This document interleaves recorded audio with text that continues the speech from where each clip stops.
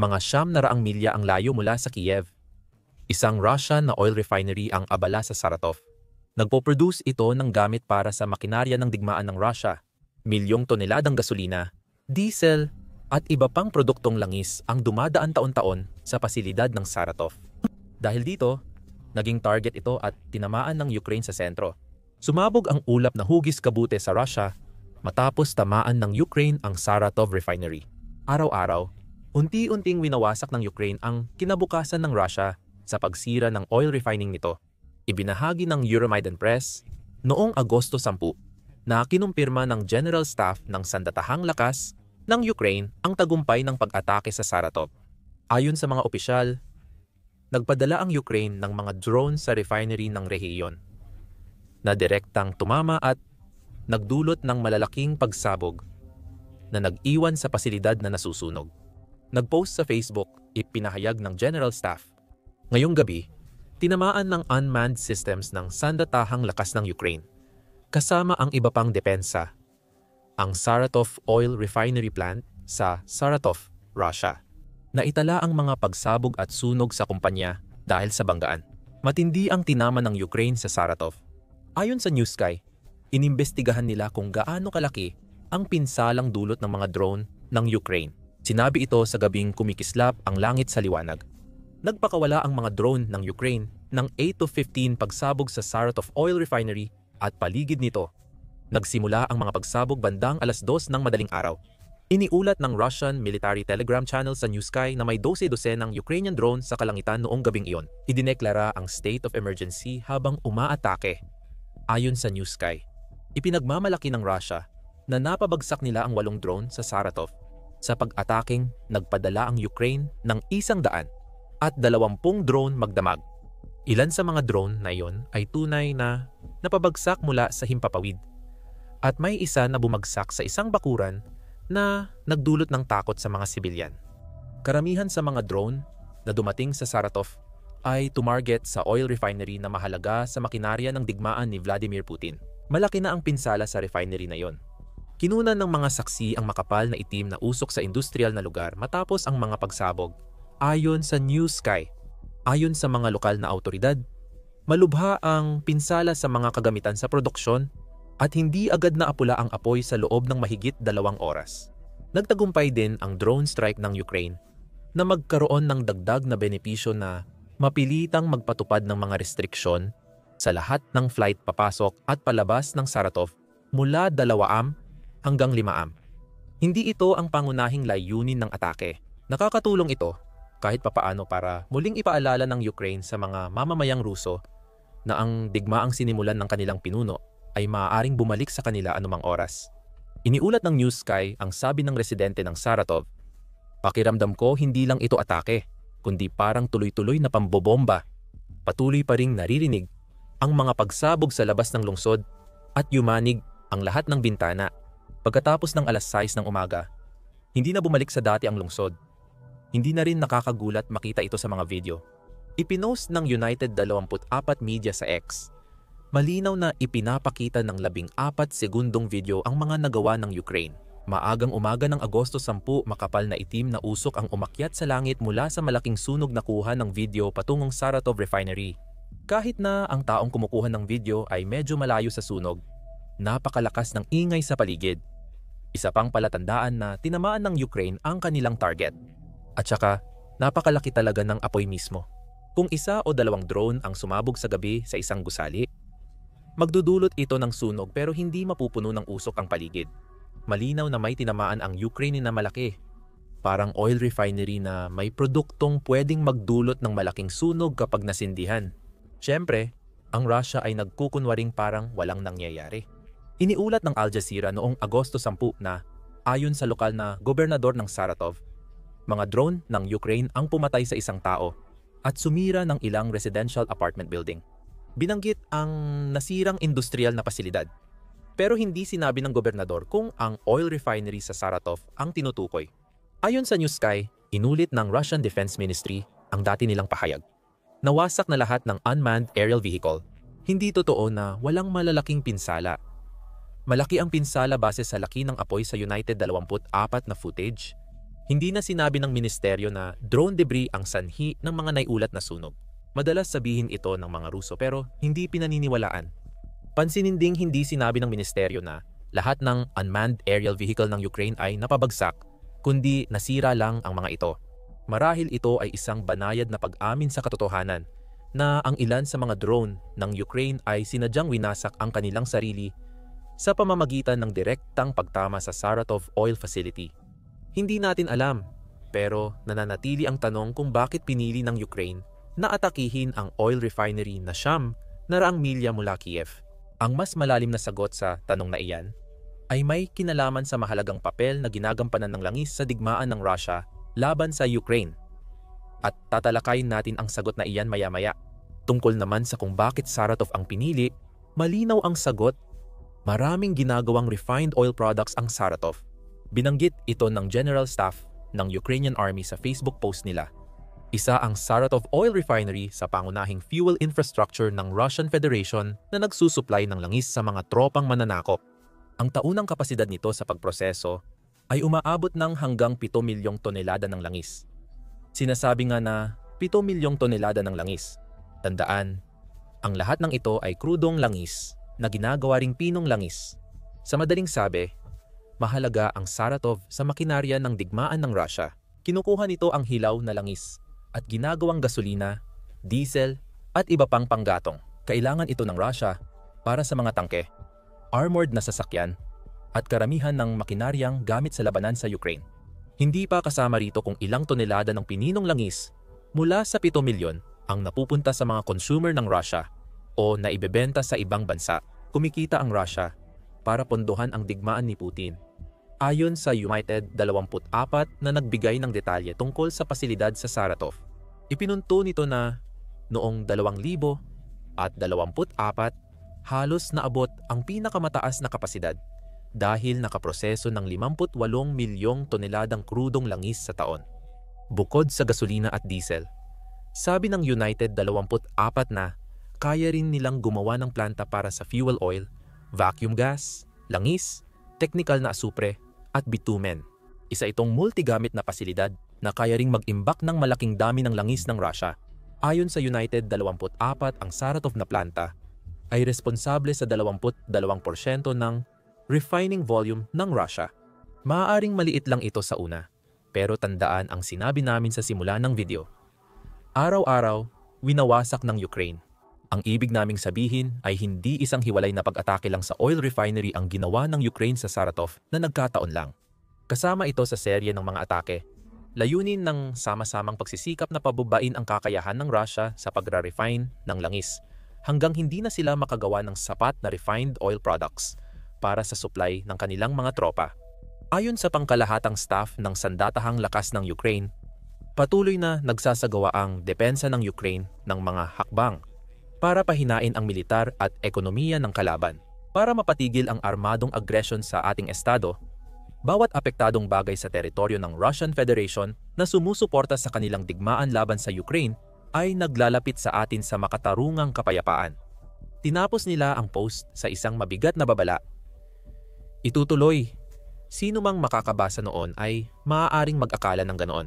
Maling akala ng Ukraine na magbibigay ito ng babala sa buong mundo tungkol sa pag-atake sa Russian oil refinery sa mga darating na araw. Ilang oras matapos ang balitang tinamaan ng Ukraine drone ang Saratov oil plant, kumalat agad ang ulat na may isa pang oil refinery na tinamaan. Ayon sa Kiev Independent, noong Agosto 10 ang sumunod na pag-atake ay tinarget ang isang refinery sa Komi Republic ng Russia na 1,200 at 42 milya ang layo mula sa hangganan ng Ukraine at Russia. Ibig sabihin, mas malalim pa ang pag-ataking ito kumpara sa kahanga-hangang Saratov attack. Ang balita tungkol sa pangalawang pag-atake na ito ay kasalukuyang lumalabas habang ginagawa namin ang video na ito.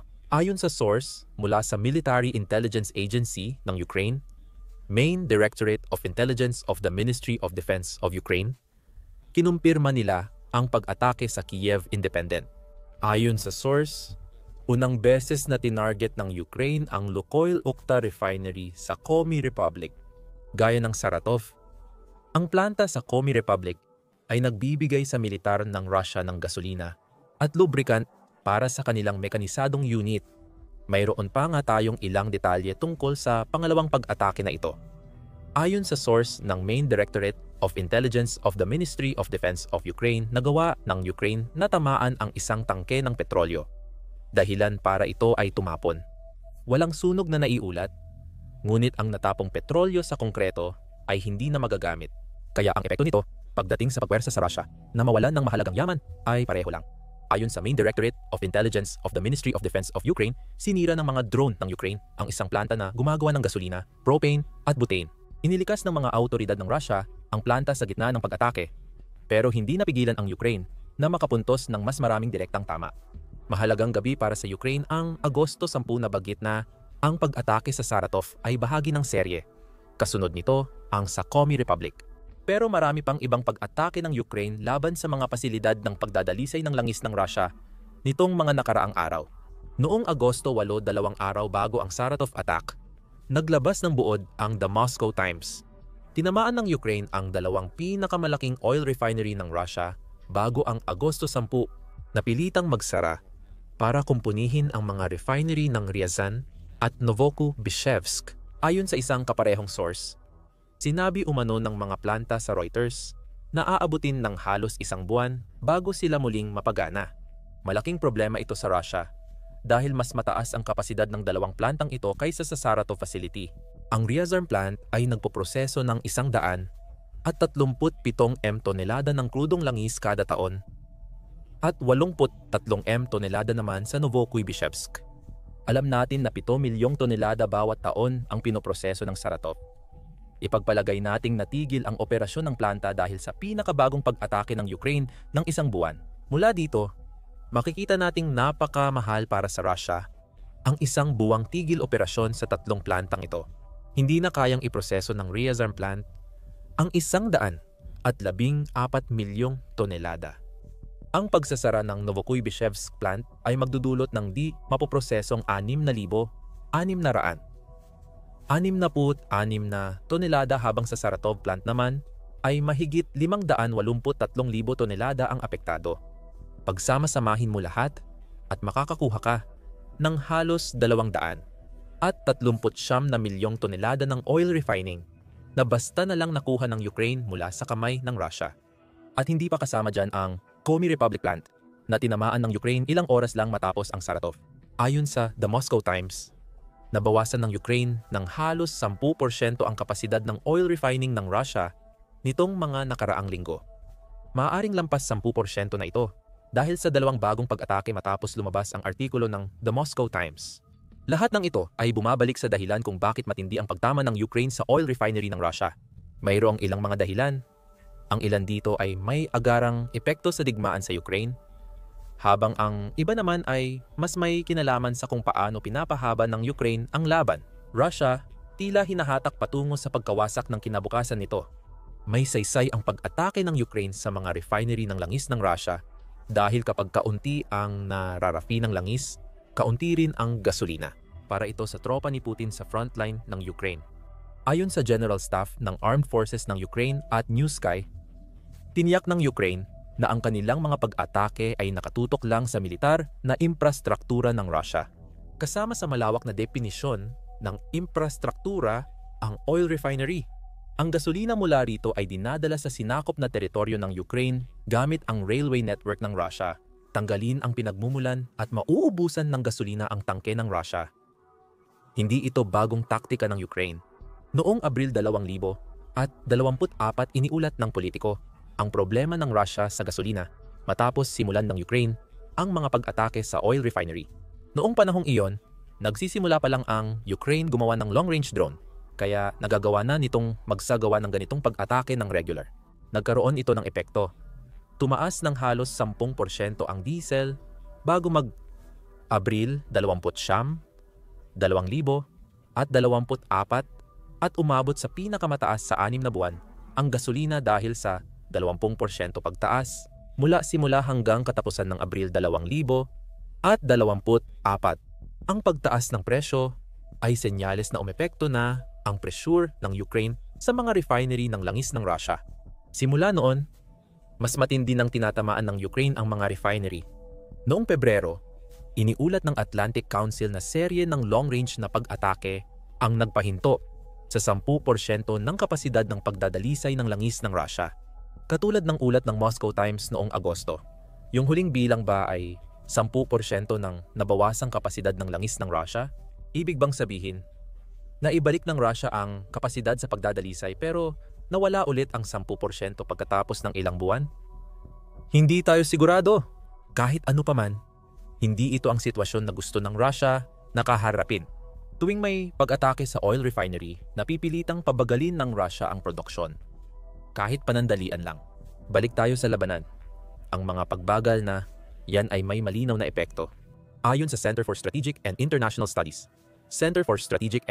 Studies, noong Hunyo, mahalaga ang mga mekanisadong unit sa estratehiya ng Russia laban sa Ukraine. Ginamit ng Russia ang dismounted infantry, human wave attacks, at mekanisadong puwersa para pahinain ang Ukraine sa pamamagitan ng pagpatay, pagpapasugat, pagsira ng kagamitan, at pagpapababa ng morale ng mga sundalong Ukrainian.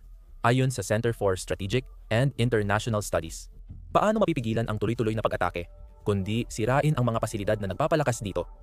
Iyan ang lohika ng Ukraine at mukhang epektibo.